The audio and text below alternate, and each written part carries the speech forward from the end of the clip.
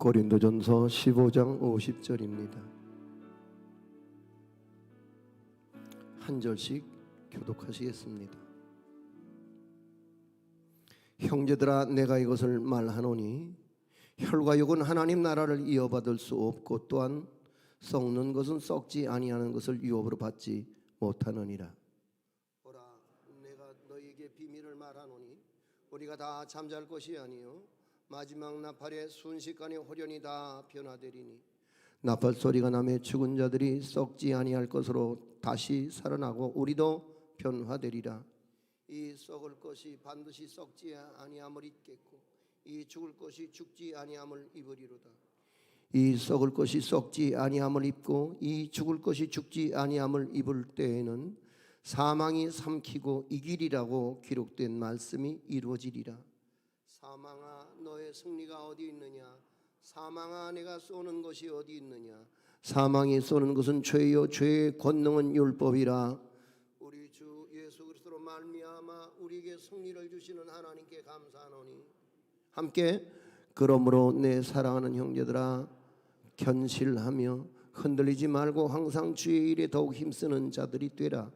이는 너희의 수고가 주 안에서 헛되지 않은 줄 알미라. 아멘.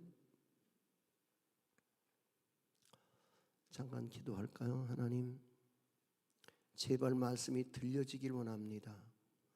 그리고 우리의 영혼에 큰 떨림이 되고 우리의 삶의 날마다 거듭되는 울림이 되게 하셔서 마침내 이 말씀으로 죄를 이기고 사망을 이기고 자기를 이길 수 있는 용사로 살아가게 하옵소서.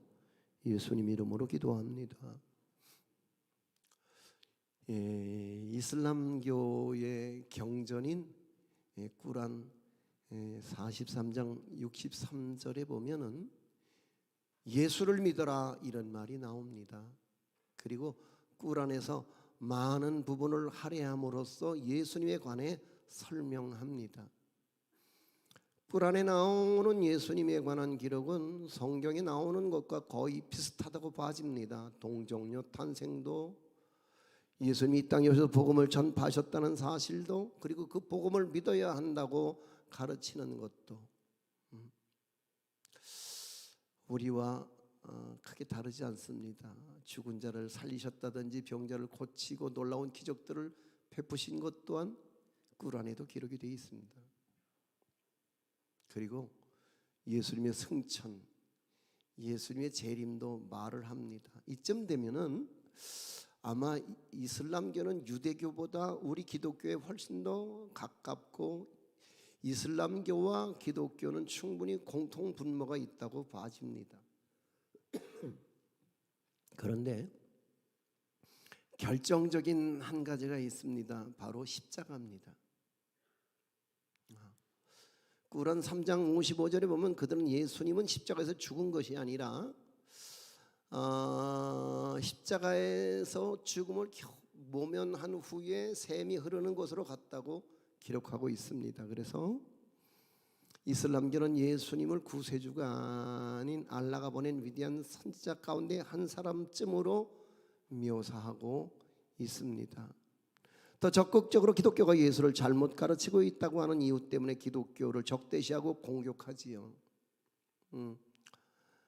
그러면 우리 신앙에서 가장 중요한 진리가 뭡니까? 우리가 믿는 바 가장 확실한 고백이 무엇이라고 생각들 하십니까? 바로 기독교의 중심 사상이자 혹은 전부라고 할 수 있는 예수님의 부활에 대한 믿음과 고백입니다.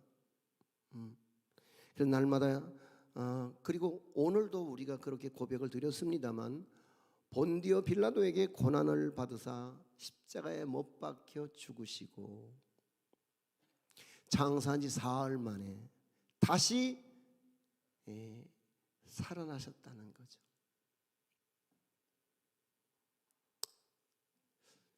자, 이게 없으면 사이비입니다.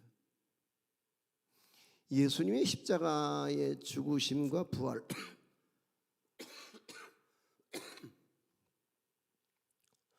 이 사건은 기독교의 핵심이자 죽은 후에 대한 고백 또한 몸이 다시 사는 것과 영원히 사는 것을 믿습니다. 이런 분명한 신앙 고백이 있어야 그리스도인입니다. 그런데 이게 안 믿어지신다고요? 왜요? 왜 안 믿어지시죠? 자, 부활 신앙의 의미는 계속적으로 사는 거거든요. 한번 살고 마는 게 아니라 그 생명이 유지됨으로써 영원히 살아간다는 것에 의미가 있단 말입니다. 부활의 비밀을 모르는 가운데 십자가를 사건적으로만 경험했던 제자들에게 예수님의 십자가 사건은 그건 무시무시하고 두려운 참극에 불과했죠. 도저히 스승의 죽음을 받아들일 수가 없었던 것입니다. 이전에도 예수님께서 죽으실 것에 대해서 예고했을 때에 베드로는 나서서 주여 그리 마옵소서, 이 일이 결코 죽게 미치지 아니하리이다 라고 예수님을 만류했던 것을 보게 되거든요. 부활의 비밀을 모르면 누구라도 어쩔 수 없는 거죠. 여러분, 사망 권세에 대해서 생각해 보셨습니까? 우리는 지금 팬데믹 시대를 살아가고 있습니다. 그런데 이 역병이 가져온 최대의 문제가 뭘까요? 뭐라고 생각하세요? 코로나 정치입니까? 혹은 코로나 경제입니까? 아니면은 코로나 환경이 오늘 우리를 두렵게 합니까? 아닙니다. 문제는 죽음의 문제입니다. 그렇잖아요. 이 코로나의 문제는 뭐다? 죽음의 문제인 거거든요. 이 죽음 앞에서 모든 소유, 가치, 도덕관, 세계관, 철학관 이게 다 아무것도 아닌 거죠. 죽음 앞에서는. 프랑크 디케트라고 하는 사람의 마오의 대기근 중국 참극의 역사라고 하는 책에 나오는 얘기입니다. 중국에서 1958년부터 3년 동안 자그마치 4천만 명이 굶어 죽었습니다. 이유는 마오쩌둥의 얘기로 보면은 굶어 죽은 사람들은 참새 때문이다. 참새 때문이다. 1958년 농촌 마을에서 참새가 이삭을 쪼아 먹는 것을 보고 참새가 나쁜 새다라고 말한 뒤에 중국의 참새 선멸총 지휘부가 설치가 되거든요.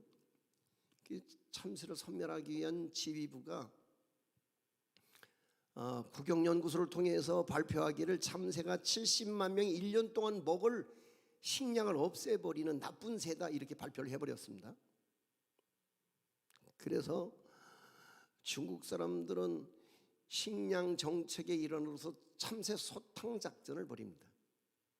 온갖 독극물을 놓고 새총으로 참새를 소탕하기 시작을 해서 참새가 거의 멸종 단계에 이를 만큼 참새를 죽여버렸습니다. 그런데 그 해에 해충과 메뚜기 떼가 창궐해서 오히려 수확량은 엄청나게 감소하게 되었고, 그래서 더 많은 사람들은 굶어 죽을 수밖에 없는 참극이 벌어졌다는 얘기인 거죠. 자, 죽여버리면 될 줄 알았습니다. 죽여버리면 해결될 줄 알았겠죠. 근데 결과는 대책이 없는 대재앙이었거든요. 오늘 성경 본문 51절에 보면은 보라 내가 너희에게 비밀을 말하노니 이렇게 되어 있습니다. 여기에 비밀이라고 하는 말은 다른 말로 바꾸면 신비라고 하는 말입니다. 헬라어로 말하자면 무스테리온 이런 말인데요. 이 단어를 영어로 번역할 때 미스테리 이렇게 번역을 하게 됩니다. 여기에 미스테리란 뭔가요? 그것은 하나님의 섭리에 속하였으므로 사람의 지혜나 사람의 생각으로 헤아릴 수 없는 일 혹은 우리의 논리와 이성을 넘어서서 믿음으로만 그 초월적인 현상을 깨닫게 되는 일이다 이런 뜻이에요. 자, 이 미스터리는 이 세상 지혜가 아닌 하나님의 지혜를 말하는 데 있어서 이 지혜는 믿음으로 알게 되고 믿음으로만 깨달아지는 비밀로서 50절 말씀에 보면은 그런 말씀이 나온단 말이에요. 우리 몸이 썩을 몸인데 썩지 않을 몸으로 변화된다는 얘기가 50절에 나오거든요. 여기 말하는 썩을 것은 우리 육체를 말합니다. 이게 썩어버리는 거 아닌가요? 그죠? 근데 이 썩을 몸을 가지고는 하나님 나라를 유업으로 이을 수 없다. 왜? 혈과 육으로는 하나님 나라 못 들어간다는 거죠. 그래서 지금 우리에게 있는 이 몸을 가지고는 하나님 나라에 못 들어가니까, 그러니까 이 썩어지는 본질을 가지고 있는 이 몸 때문에 자격을 상실했으니까 이제는 몸을 바꿔야 된다, 그런 얘기예요. 그러면 우리의 몸이 왜 썩을 몸이 되었느냐? 그것은 하나님을 떠난 때로부터 인류에는 타락과 부패가 동시에 와버렸단 말이죠. 그래서 하나님을 떠나 타락한 때 이 세상 만물의 부패가 시작되었다, 이렇게 보거든요. 예레미야서 17장 8절 이하에 보면 만물이 부패인데 그 중에서 사람의 마음이 가장 부패한 것이라고 언급하고 있어요. 세상에 부패하는 것 중에 가장 부패한 것 중에 부패한 게 사람의 마음이라는 거예요. 인간의 쇠한 몸이 땅에 묻히면 썩어지게 마련이지요. 오늘 성경에 보면 놀라운 비밀 하나가 나오는데 이 썩어질 몸이 다시 썩지 않을 몸으로 변화된다는 얘기예요. 그래서 고린도전서 15장을 잘 읽어보시면은 바울 사도가 당시 고린도 교회 안에 있는 두 가지 의문에 대한 답변을 하고 있는 게 바로 고린도 15장의 내용이에요. 근데 그들이 두 가지 의문에 대해서 말하는 바 뭘 물어보느냐 하면은 12절 말씀에 사람이 죽었다가 어떻게 살아날 수 있느냐?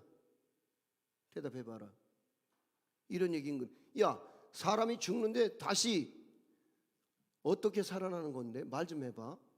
이런 얘기거든요.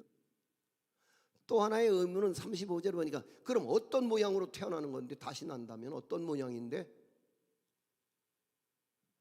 이 두 가지 의문은 사람의 논리로서는 이게 불가능하죠.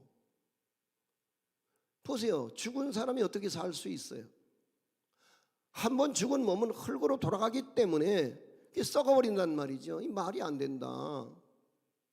이게 인간 과학이고 인간의 논리란 말이에요. 근데 여러분 그거 아세요? 오늘 기독교는 인간 과학과 인간의 논리에 근거하지 않는다는 거예요. 여러분, 인간 과학과 인간 논리에 의하고 인간 이성에 의해서 이해가 된다면 그건 이미 믿음은 아닌 거죠. 그런데 아무튼 사도 바울은 이 두 가지 의문에 대한 답변으로서 명쾌하게 이런 답을 제안합니다. 첫 부활의 새벽에 일어나 버리신 예수님의 부활을 제시하는 거예요. 사망 권세를 이기고 이분이 다시 일어난 거 아니냐? 빈 무덤. 오케이? 죽은 자가 다시 살아나는 것이 가능하다는 근거는 우리 주님이 부활하셨다는 사실에 있다. 그리고 죽은 몸이 어떻게 변화되는가에 대해서 우리 주님의 부활하신 몸을 봐라. 몸을 봐. 49절 말씀이에요. 자, 읽습니다. 시작. 우리가 흙에 속한 자의 형상을 입은 것 같이 또한 하늘에 속한 이의 형상을 입으리라. 바울 사도는 사람을 두 종류로 구분하고 있습니다. 첫사람과 둘째 사람. 첫사람은 아담이고 둘째 사람은 누구죠? 예수님이잖아요. 근데 첫사람은 흙에 속한 형상을 가지고 있는 반면에 둘째 사람은 하늘에 속한 형상을 가진 거다. 자, 여기까지 이해가 되시죠? 자, 그렇다면 오늘 우리가 가진 몸은 이건 흙에 속한 형상인 거죠. 그런데 이 몸이 하늘나라에 가려면 이 몸이 하늘에 속한 형상을 입어야지 하늘에 가서 살 수 있을 거 아니겠습니까? 그래서 부득이 우리의 이 땅에 속한 몸을 하늘에 속한 몸으로 변화시키기 위해서 주님은 이 땅에 오셔서 우리의 자격 조건을 충족시키기 위해서 죄를 털어냈어야만 했던 거죠. 죄 가지고 어떻게 천국 갈 건데? 죄를 가지고 천국 못 간다. 천국은 누가 가는? 의로운 자라야 간다. 자, 이해가 되십니까? 근데 오늘 우리는 해 아래 의인은 하나도 없단 말이죠. 자, 그렇다면 우리는 모두 하늘나라에 가기는 소망하는데 하늘나라에 갈 수 있는 자격은 이미 박탈당한 거죠. 뭐 때문에? 죄 때문에. 그래서 주님은 기어이 이 땅에 오셔서 우리의 죄악을 당신이 다 걸머지고 죄의 삭은 뭐다? 사망이다. 그래서 주님이 죽어주셨습니다. 그게 십자가의 사건입니다. 그리고 죽어주심으로 끝났다면 우리는 소망이 없죠. 그런데 죽음의 사망 권세를 이기고 다시 부활하셨다. 자, 보세요. 죽음이란 이 형상이 사라진다는 것이고, 죽음이란 우리의 모든 호흡이 중단되는 게 사실이지만, 그러나 이거는 소멸이 아닌 거예요. 단지 육체와 영혼의 분리일 뿐이에요. 여러분, 죽음이 뭐라고요? 육체와 영혼의 분리잖아요. 그러니까 이게 지금 땅에 속한 형상인데 이 안에 들어있던 한에 속한 형상이 있었단 말이에요. 그걸 뭐라 그래요? 영혼이란 말이죠. 영혼이 육체를 떠나버리는 게 죽음인 거예요. 소멸인가요? 아니요. 육체는 어차피 흙으로 왔으니 그 땅에 그냥 흙으로 해체돼 버리겠지만 하늘의 형상, 즉 우리의 영혼은 이거는 죽어지는 거나 사라지거나 소멸되는 것이 아닌 거죠. 그래서 다시 말하자면은 죽음으로써 그리스도적 생명의 단계로 변화된 그것이 바로 죽음이란 말이에요. 그래서 51절 말씀을 보면은, 자, 함께 읽습니다. 시작. 보라, 내가 너희에게 비밀을 말하노니 우리가 다 잠잘 것이 아니요 마지막 나팔의 순식간에 호련히 다 변화되리니. 오늘 부활절 예배의 시그널을 양각 나팔 소리로 컨셉을 잡았어요.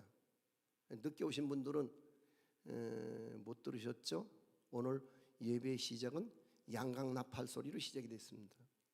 근데 요즘에 부쩍 예배에 지각하는 분들이 상당히 많으신데 조금만 그냥 일찍 오시면은 예배를 정말 성실하게 드리실 수 있습니다. 조금만 서둘러 주시면 참 좋겠네요. 점점 많아지는 것 같아서 그래서 한번 부탁을 드려봅니다. 자, 아무튼 구약의 나팔 사용의 사례를 종합해 본다면은, 나팔은 백성을 하나님 앞에 소집할 때, 혹은 진군을 명령할 때, 혹은 하나님 앞에 예배를 드리며 찬양할 때에 나팔이 사용됐던 것을 알 수 있어요. 그런데 언젠가 마지막 나팔이 있을 거라는 거죠. 그 마지막 나팔이 뭐냐? 전 세계에 흩어진 하나님의 백성들을 소집하는 마지막 나팔이 울리게 될 텐데, 이것을 우리는 주님이 다시 이 땅에 오시는 날이라고 말합니다. 주님의 재림. 호련히 순식간에, 이런 말, 이게 뭡니까? 순식간에 호련히, 이 진화가 아니라는 거예요. 자연적 변화도 아니라는 얘기입니다. 창조적 능력 가운데에 예수님의 부활이 순식간에 이루어진 사건인 것처럼 우리의 부활도 나팔 소리와 함께 순식간에 호련히 이루어질 것입니다. 빌립보서 3장 21절 말씀에 보면은 우리의 낮은 몸을 자기의 영광의 몸의 형체와 같이 변하게 하시리라 그래요. 그리스도의 생명이 우리에게 들어서 우리를 변화시켜 주실 것입니다. 자, 여기 이 부활이 조금 더 여러분에게 이해가 되기를 바라는 마음에 내가 어느 목사님의 설교문에서 좀 퍼왔네요.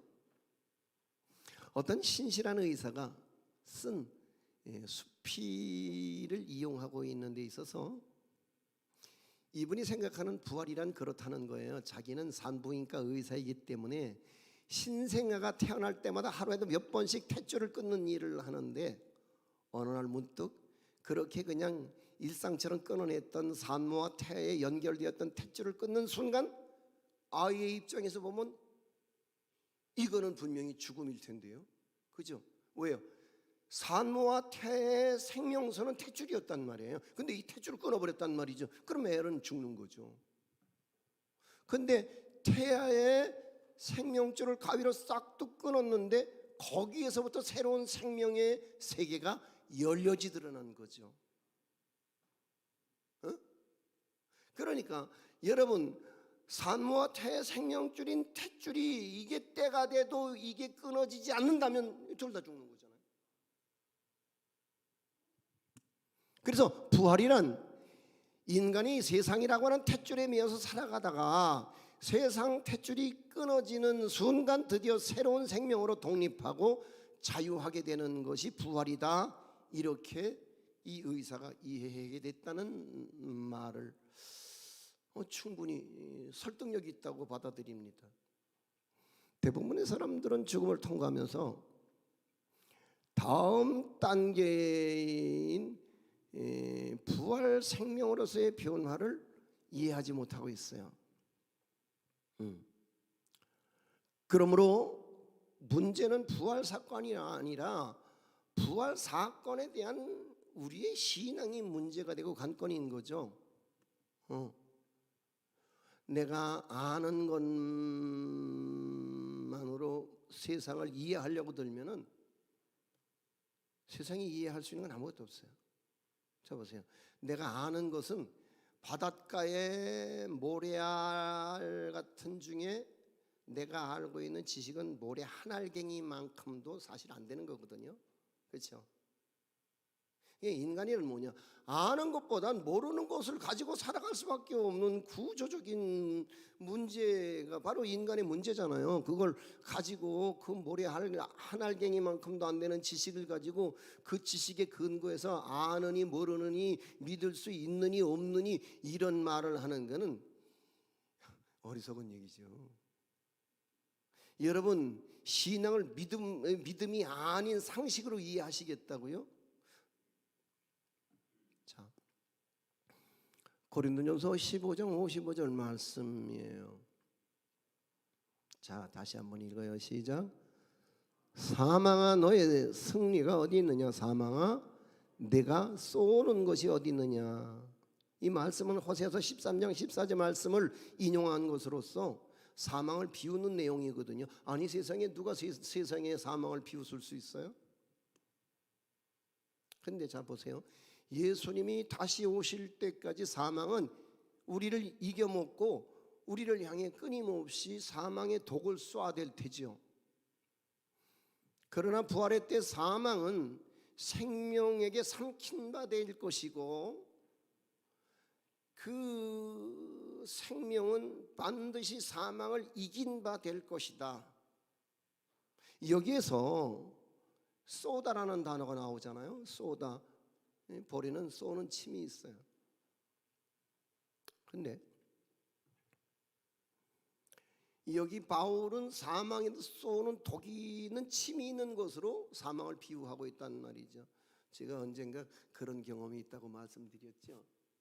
한번 수련회를 인솔하고 갔다가 이제 아이들 프로그램에 그저 여유를 좀 누리느라고 정자가 예쁘길래 정자에 가서 이렇게 앉았는데 이 무릎 아래로 종아리 있는 데가 근질근질하고 뭐가 기어가는 것 같길래 이렇게 내려놓았더니 그 정자 밑에 큰 벌집이 있어갖고 아마 내가 그 벌집을 앉으면서 살짝 건드리는 모양이라 하고 양쪽 장단지에 벌이 때로 몰려 앉았는데 새카맣게 앉았더라고요. 얼마나 놀랐는지 그런 소리 이미 쏘았어요. 그래서 그 한 방 쏘이는 동시에 도망을 하는데 얼마나 당황했는지 몇 걸음 도망을 못 가서 그만 넘어지고 말았죠. 그리고 정신을 차리고 일어났을 때에는 아마 수십 방은 물리지 않았나, 얼마나 허되게 쏘였는지. 그날 두려움은 그거였었지. 이게 쇼크 오면 죽는데, 그렇잖아요. 여러분, 땡볼 하나의 독만으로도 쇼크선은 충분할 수 있거든요. 근데 여러분 그거 아세요? 벌이 아무리 독 있는 침을 가졌어도 한 방만 쏘고 나면 그 다음엔 뭐예요? 아무 문제 될 거 없어요. 그죠? 여러분, 말벌이 말이에요, 그렇게 커서 그렇게 막 부담스럽게 보여도 그거 침 한 방 쏴서 끓여서 누군가 침을 맞았다 그러면 그 다음에는 아무리 지가 이러니 저러니 공포심을 조장해도 그냥 일반 곤충과 전혀 다를 바 없는 거 아니겠어요? 자, 여러분, 마찬가지로 사망은 이미 십자가 위에 매달리신 예수님을 향해서 사망의 독을 쐈어요. 그 후로부터 사망은 더 이상 우리에게 위협적인 게 아니죠. 잘 이해가 안 되시나요? 자, 보세요. 생명이 엄연한 것처럼 부활도 엄연한 사실이라는 거예요.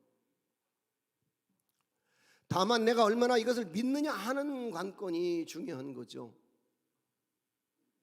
그래서 저는 그렇게 생각합니다. 부활 사건, 이거 엄연한 현실이죠. 팩트란 말이에요. 근데 부활 신앙, 이거 어렵죠. 이성적으로, 논리적으로, 과학적으로, 의학적으로 생각하려니까 이게 부활 신앙이 안 생기는 거라. 응? 여러분, 죽음이란 끝을 말하는 게 아니라 새로운 시작을 말하는 거죠. 나가서 새로운 시작은 부활을 말하는 것이고, 부활은 곧 변화를 말하는 것이며, 변화는 곧 생명으로 나가는 것이고, 따라서 생명은 영원히 사는 것을 말한다. 자, 이해가 되십니까? 자, 그렇다면은 그 변화는 기독교적인 변화이며 그리스도적 변화입니다. 과학적이거나 의학적이지 않습니다. 그래서 죽음의 다음 단계로서의 변화, 이게 이제 믿어져야 되는 거죠. 죽음은 끝난다. 누가 죽음은 끝난다고 가르쳐요? 아니, 여러분, 죽음은 끝이라고 생각하세요? 그 누군가 스스로 목숨을 끊어버리는 일에 대해서 그렇게 나도 한번 죽을까? 이런 죽음을 생각하고 자살을 생각해 보신 분은 없는지 모르겠습니다. 그런데 미안하지만 죽음은 끝이 아닌 거예요. 뭐라고요? 죽음은 다음 단계로 넘어가기 위한 변화인 거예요. 과정이죠. 자, 그러면 58절 말씀을 들어가 읽도록 하지요. 자, 시작.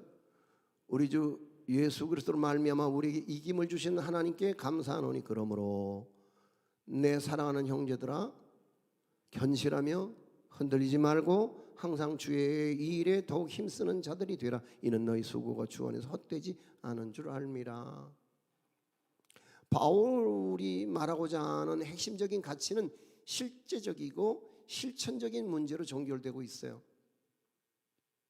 고린도 교인들은 바른 부활 신앙과 교리가 무엇인지 분명히 사도 바울을 통해서 가르침을 받은 만큼 이제는 부활이 없다고 가르치는 거짓되고 사이비적인 교사들의 가르침에 더 이상 미혹돼서는 안 될 것이며, 오직 복음 위에 굳게 서서 흔들림이 없기를 바람과 동시에 그러므로 그리스도의 몸된 교회를 섬기고 이렇게 세우는 일에 헌신할 것을 바울은 지금 우리에게 강력하게 촉구하고 있는 거란 말이에요. 자, 말씀을 정리해 볼게요. 여러분, 만약에 부활이 없다면, 뭐가 없다면? 부활이 없다면 먹고 마시고 쾌락을 즐기는 것이 오히려 현명한 선택 아닐까요? 짧은 인생 뭐 이렇게 절제하고 이렇게 뭐 그럴 일이 있어요? 야, 부어라 마셔라. 그리고 마음껏 살아보죠. 뭐까짓 것 뭐. 그런데 그런 세상이라면 상대적으로 우리처럼 예수 믿느라고 쓸 거 못 쓰고 먹을 거 안 먹고 갈 데 안 가고 할 말 못하고 이러고 쩔쩔매고 마치 예수 믿는 게 큰 무슨 죄라도 되는 것처럼 오늘 이 현대 사회 속에서 우리가 불이익을 당하고 우리가 그들의 잘못된 편견에 의해서 우리가 여러 가지로 불편함을 느낀 데 있어서 그럼 우리만큼 불쌍한 사람이 어디 있겠어요? 만약에 그 부활이 없다면 우린 일생 사기당한 거 아닐까요? 너무 억울하지 않으세요? 만약에 부활이 없다면 뭐 이렇게 살 필요 뭐 있어요? 아니 이 좋은 날, 아니 여기서 이 시간에 이렇게 앉아 계실 일이 있으세요? 여러분, 부활 사건보다 더 중요한 것은 부활 신앙인 거예요. 이걸 믿어야 되는 거거든요. 그래서 장사한 지 사흘 만에 다시 살아나신 예수 때문에 나 또한 그 예수를 믿어서 내 죄가 다 용서함 받고 내가 이 썩을 몸을 벗어버리고 썩지 않을 몸으로 다시 살아서 저 영원한 하늘나라에 가서 영생을 누리게 된다. 이게 팩트거든요. 잘 생각하세요. 여러분 스스로 부활신앙을 못 가지면 여러분은 사기당하고 있는 거예요 지금요. 자, 여러분, 그런데 어떤 거짓말이 2000년 동안 먹히는 그런 거짓말이 있을까요? 어떤 거짓말이 2000년간 수십억 명이 믿고 따르는, 심지어 그 약속과 그 하늘 소망을 인하여 땅에서 목숨을 스스로 버리기도 하고 사저굴 속에 들어가도 노래할 수 있으며 그들은 수없는 박해자의 창 끝에서도 그들은 찬송할 수 있었던 이유는 부활은 팩트라는 거예요.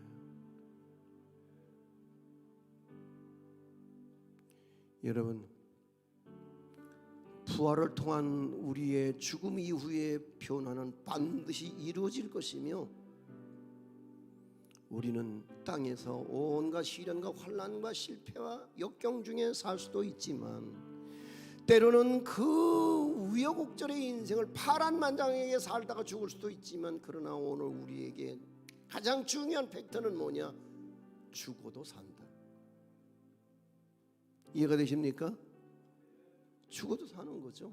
왜요? 자, 마지막으로 제가 이런 얘기를 드릴게요. 감기가 되게 안 났네요. 저 감기예요. 저 감기입니다. 긴장했어요. 아주 긴장했습니다. 여러분, 제 어린 날 저희 아버님이 사업에 망하셨어요. 그 옛날에 그 유기공장을 하셨는데 놋그릇 공장, 놋대야, 놋촛대, 놋숟가락 뭐 이런 거 만드는 공장을 하셨는데 양한 그릇의 출현 때문에 망했어요. 그 어린 오리들을 데리고 아주 변두리로 나가서 조그만 저수지가 있는 그 옆에 아주 내가 이렇게 손만 이렇게 뻗어서 어린 나이에 내 초등학교 1학년 때라고 기억하는데 이렇게 펄쩍 뛰어도 처마가 닿을 수 있을 만큼의 오두막, 이해가 되시죠? 그런 오두막에 살면서 제 유일한 벗은 잠자리였어요.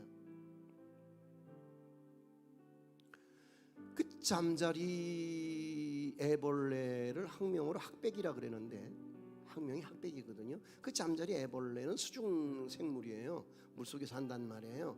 그게 물속에 살죠. 일생이에요, 그게요.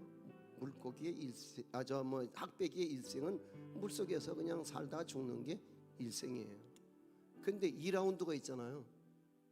아침에 일찍 이제 이 저수지 주변을 돌아다니다 보면은 그 물속에 있던 수중 생물인 학백이가 이 자연적인 변화에 의해서 저항할 수 없이 죽어버려요. 그 죽음이 어디로 가느냐? 그 죽음이 풀 끝으로 가지요. 그 풀잎 끝에 매달려서 학백이는 죽어요. 근데 그 죽음은 죽음이 아니라 변화였던 거죠. 제 어린 눈에 너무 신기했던 거예요. 어떻게 무슨 살던 녀석이 여기 올라와서 이렇게, 그래서 아침 먼동 틀 무렵에 녀석은 날개가 꾸덕꾸덕 마르지요. 그리고 드디어 날개가 조금씩 펴져요. 그리고 한 오전 한 10시쯤 되면 녀석은 드디어 비행을 시작을 해요. 그 높은 창공을, 그 가을 하늘을 아주 멋지게 비상하는 그런 잠자리와 그 수중생물인 학백이가 연결이 되세요? 생각해 보세요. 이 썩어질 몸을 가지고 있는 우리에게 썩지 않을 몸으로 다시 사는 저 영원한 세계가 이해가 되십니까? 안 되잖아요. 상식이니까, 과학이니까, 의학이니까. 그런데 기억하세요. 우리에게 죽음은 끝이 아니라는 거죠. 죽음을 통해서 우리의 몸은 반드시 변화될 것입니다. 그래서 우리는 결코 우리의 모든 이 땅에서 몸된 교회를 위해, 그리고 그리스도와 그 나라를 위해서 드렸던 우리의 노력과 헌신은 결코 헛되지 않을 것이며 생명과 의의 면류관을 영광의 보상으로 누리게 될 것이라는 거예요. 그러면서 바울은 우리에게 권하지요. 내 사랑하는 형제들아, 견실하며 흔들리지 말아라. 너희 수고가 주 안에서 헛되지 않은 줄을 알미라. 마지막으로 이런 얘기하고 마칠게요. 부활이라고 하는 단어를 영어 사전에서 찾아보세요. 보통 부활은 3가지 단어로 설명되거든요. 그 중에 하나가 resurrection이라고 하는 단어예요. 또 하나는 restoration, 또 하나는 revival, 이렇게 돼 있어요. 3가지의 단어로 설명돼요. 부활은 무슨 얘기냐? 맞아요. 부활, resurrection은 곧 restoration, 회복을 불러온다는 거예요. 그러니까 이게 썩을 몸이 썩지 않을 몸으로 회복된다는 거예요. 그리고 리바이벌, 부흥될 거라는 거예요. 바른 부활 신앙은 우리를 회복시킬 것이며 진정한 부흥의 계절을 불러드릴 겁니다. 부활절을 맞이해서 이 세상을 살아가는 동안의 제자의 삶을 통해서 땅의 변화를 경험하고, 더 나가서 마지막 나팔소리 울리는 날 영원한 생명으로의 변화를 우리 함께 누리게 되길 소망합니다. 기도하십시다.